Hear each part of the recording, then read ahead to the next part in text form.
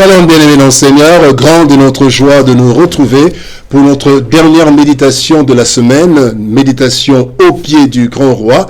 Et nous vous saluons au nom de notre Seigneur et Sauveur Jésus-Christ. Nous sommes le samedi 19 octobre 2024 et le thème ou le passage que nous allons lire pour ce jour se trouve dans les psaumes. Psaume 34, verset 19 dans deux versions.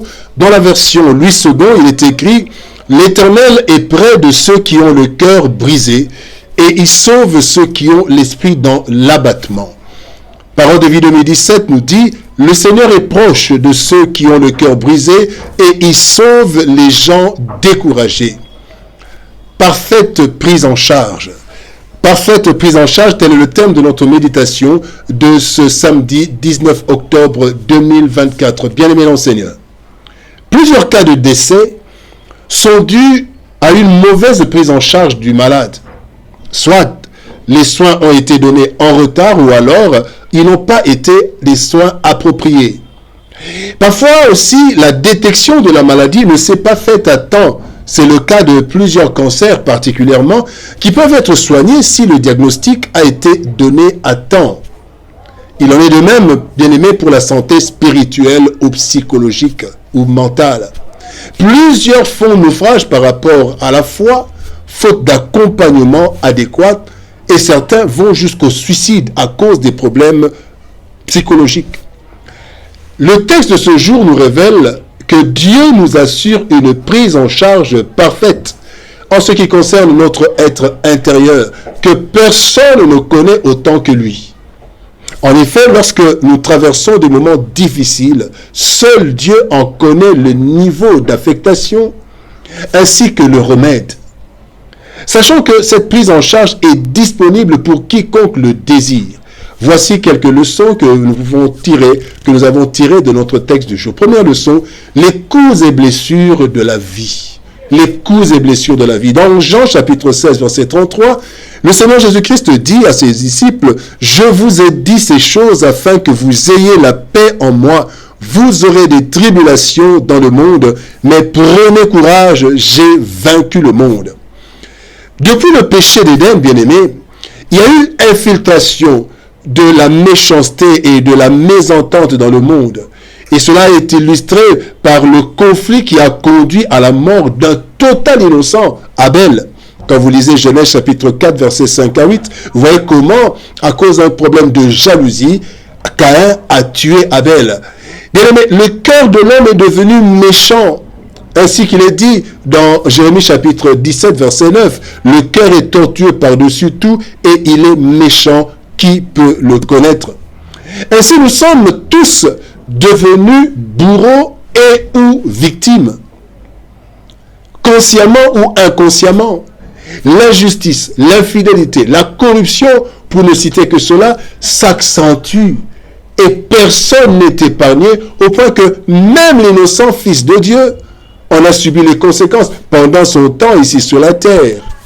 Voilà pourquoi il dit, « Je vous ai dit, je vous préviens, vous aurez des tribulations. » Toutes ces méchancetés, intentionnelles ou non, bien-aimés, créent des victimes dont les cœurs sont brisés et les esprits sont abattus, avec comme conséquence l'esprit, le désir de la vengeance, soit pour certains le découragement, la haine, le suicide, même on va jusqu'au suicide, et la méchanceté, parce que les personnes ont été méchantes envers nous, nous aussi, nous pouvons devenir méchants.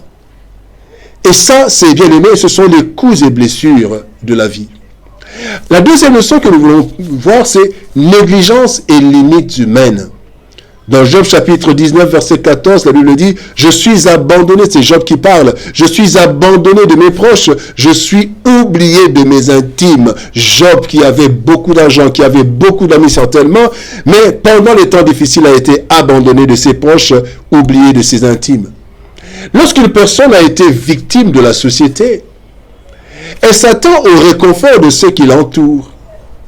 Malheureusement, souvent, l'ignorance, la méchanceté et le désintérêt, bien-aimé, poussent plusieurs à des attitudes qui enfoncent la personne au lieu de la relever. Un peu comme avec les amis de Job, quand vous lisez Job à partir du chapitre 4, vous descendez, vous voyez comment des paroles des amis de Job, au lieu de le réconforter, l'ont parfois même irrité. Pourquoi? Parce que, en fait, le monde, quand le monde vient, c'est la culpabilisation, soit il ne vient pas, c'est le rejet, l'exploitation de la personne qui a des problèmes, ou le mépris de la personne qui se trouve dans des situations difficiles, qui a le cœur brisé, qui a l'esprit abattu. Mais voilà ce que le monde, ce que parfois même les amis, même les plus proches, nous rejettent, nous méprisent. Et ces attitudes sont les conséquences, des blessures des personnes, mais aussi de la recherche d'intérêt ou du manque d'attention à cause de nos propres intérêts. Voilà deux adages qui peuvent nous montrer, qui peuvent justifier l'attitude de l'homme. Il y a un adage qui dit « chacun pour soi, Dieu pour tous ». Nous avons tous des problèmes et parfois quand l'autre n'a pas de problème, nous venons, mais quand il a des problèmes, c'est là que nos problèmes aussi, nous rendons compte que nous avons des problèmes. Mais il y a aussi cet adage qui dit « la charité bien ordonnée commence par soi-même ». En fait, ce sont des choses, des déformations de notre monde. Quand quelqu'un est abattu, le monde le rejette, le monde l'exploite, le monde le méprise généralement, même les amis, même les membres de la même famille. Voilà pourquoi nous voulons voir la troisième leçon, secours efficace et disponible. Le psaume 121, versets 1 et 2 dit « Je lève mes yeux vers les montagnes. » Là, il y a questionnement. Qu'est-ce qu'il y a dans les montagnes? Mais voilà la question. D'où me viendra le secours? Le psaume 2, le verset 2 dit « Le secours me vient de l'Éternel qui a fait les cieux et la terre. » Le psalmiste se trouve en danger et le secours ne viendra que de Dieu. Il n'y a pas plus dur que la réparation d'une âme, d'un esprit. Car, bien aimés, ils sont invisibles et très peu connus de la science. Parfois, la personne elle-même ne connaît même pas le niveau des dégâts causés par certaines déceptions et a tendance à nier pendant que le mal continue à le ronger et à le déformer. Si le médecin peut être injoignable, trop loin ou pas assez équipé, il n'en est pas ainsi pour le Seigneur, qui lui, nous connaît parfaitement. Le psaume 139 nous dit « Éternel, tu me sondes et tu me connais ». L'Éternel sait de quoi nous sommes formés. C'est le psaume 103 qui nous dit « Il sait de quoi nous sommes formés, il se souvient que nous sommes poussière ». Troisième chose, le Seigneur nous a tissés dans les seins de nos mamans. Selon Proverbe chapitre 39, verset 13. Mais aussi, Dieu a accès à toutes les parties de notre cœur, de notre être. Le Proverbe 21, verset 1 nous dit « Le cœur du roi est comme un torrent, un courant entre les mains de Dieu. » En plus de tout cela, bien-aimé, Dieu est omniprésent et donc n'arrive jamais en retard lorsque nous l'invoquons. Bien-aimé dans le Seigneur, les réalités de la vie humaine sont parfois difficiles à supporter.